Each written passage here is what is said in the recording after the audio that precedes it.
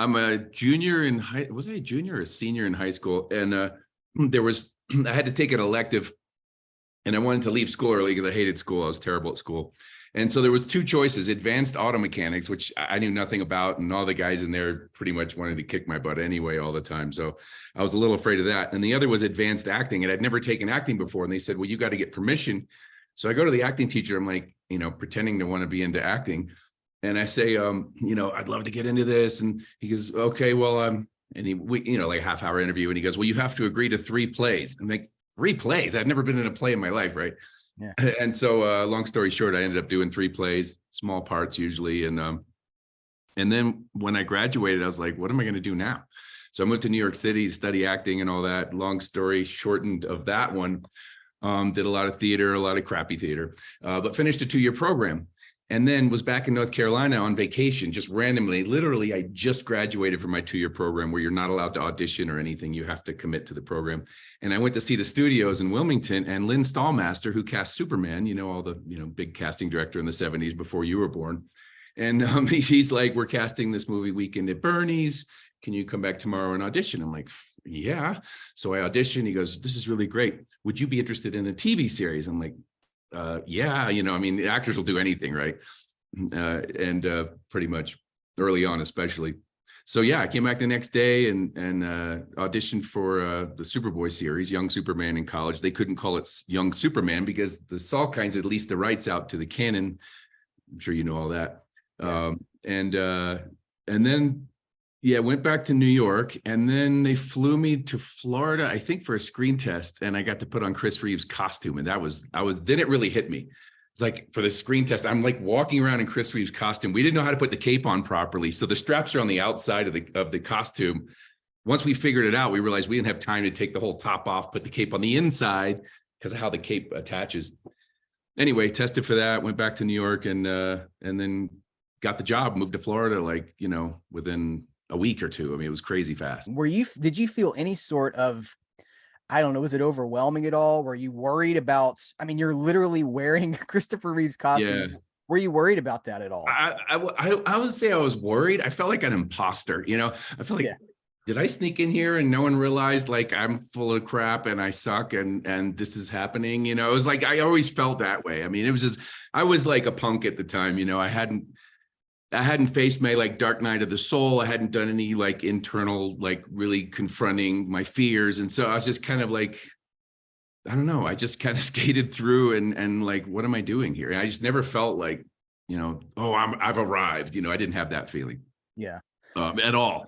But yeah, it was intimidating, and it was all the same people from the movies, and the wire guys, the effects guys, the producer, line producer. They were bringing in Colin Chilvers to direct, and he was the effects, had done a bunch of features. I mean, they had a decent, and then they brought in writers from dated writers from the 70s and stuff like that. So a lot of our early scripts were a little weak, if you want to call it that. Got better in the second 13 to pick up. So right. Yeah.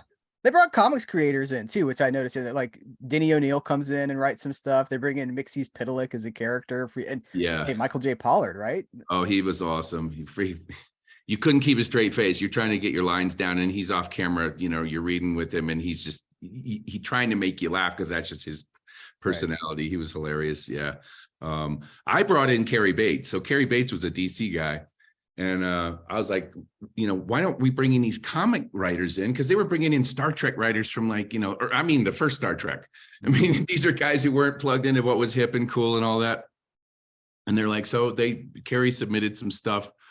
Cary doesn't remember this. I talked to him years later. He goes, well, I don't know if you brought me in. I'm like, seriously, dude? I don't really care. But anyway, yeah. So they started bringing in more people that got the world, as opposed to, Hollywood. It doesn't always translate, Star Trek and things like that. So yeah, filming in Florida. This is like the very beginning of the that Disney MGM Studios lot, right? Like they're just starting to film things right there. Kind of an experimental model, wasn't it? How did that go? Yes, it was very much experimental. It was Florida was a right to work state, so there's many reasons producers want to shoot there because it's obviously cheaper.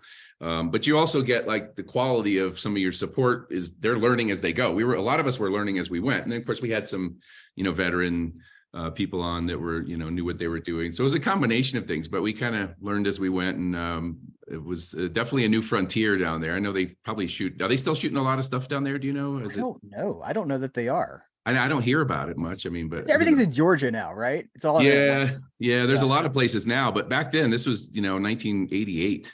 Like that was the last century. Yeah, so it was a different time, different place, and of course Florida was like 100% humidity, 90 degrees, and we're filming in the direct sun, and I can't sweat in the costume. You get these big dark marks of it's just brutal. So that was like a constant battle. I had to kind of use mind over matter to not sweat. And then of course, sometimes you just sweat. But that was interesting part of it. And you didn't have a whole lot of costumes either. Like you can't just go do a costume change and come right back, can you? No, we had like we had a flying costume, we had a walking costume, we had a costume that could go underwater because the very first scene that we ever shot, I'm coming out of a swimming pool. And so it's like the boots are full of water. I mean, it was a mess. I don't know whose idea that was, pretty much destroyed that costume. We didn't have a lot in the first several episodes.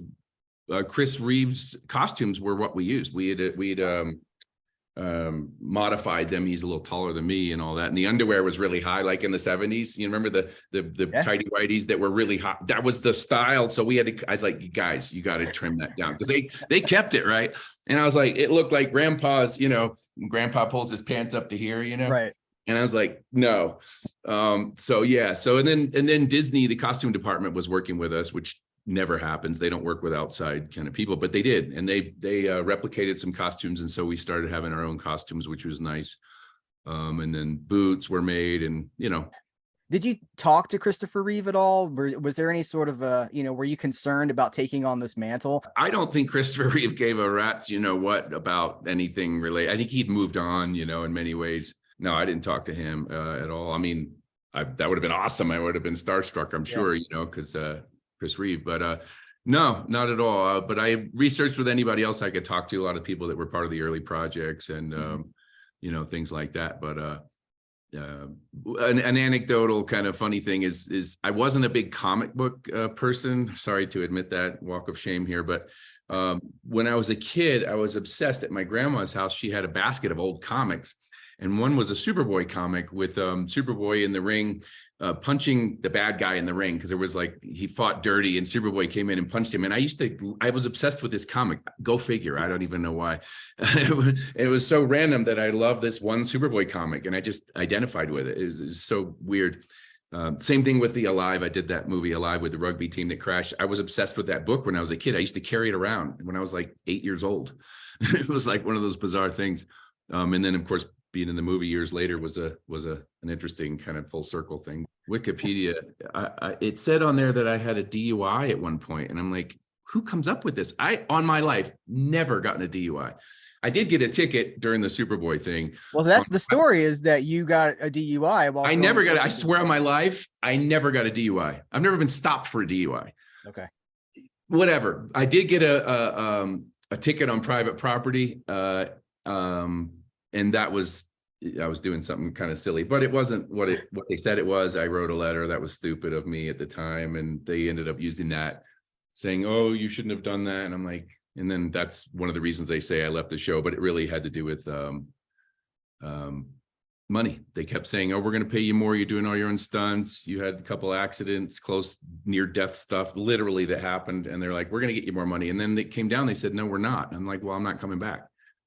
And that's the actual truth of what happened. Near-death experience and near-death stunts. Oh, they flew me. The wire effects guys had to go back to England for a funeral. So I didn't even know. I'm, you're in character. You're on the set. I'm not really paying attention to who's operating the rig.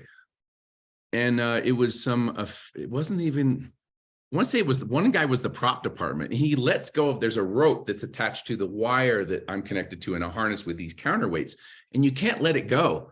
Because they let it go and I shot straight up and took up all the slack in these 1.2 millimeter wires, which are only rated, I think, at 300 pounds each.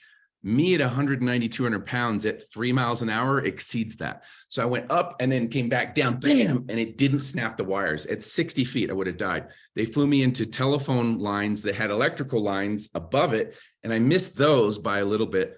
I mean, it was crazy what happened. And there was a lot of other things too that happened, but I'm not faulting anybody. It was truly my bad. I had a contract, but they shouldn't have promised me more money, and no one would come up with the money. So the producers, the creators, the Viacom, it was just a mess. And I was like, well, I'm not coming back.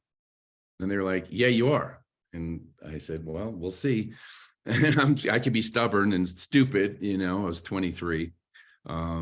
I wish in hindsight, I'd honored my contract, just because it's a contract, you know, and I entered into it. And so that I do feel bad about, because that's an integrity issue. But I never got a DUI, and they dropped the ticket. So go figure. But anyway, moving on.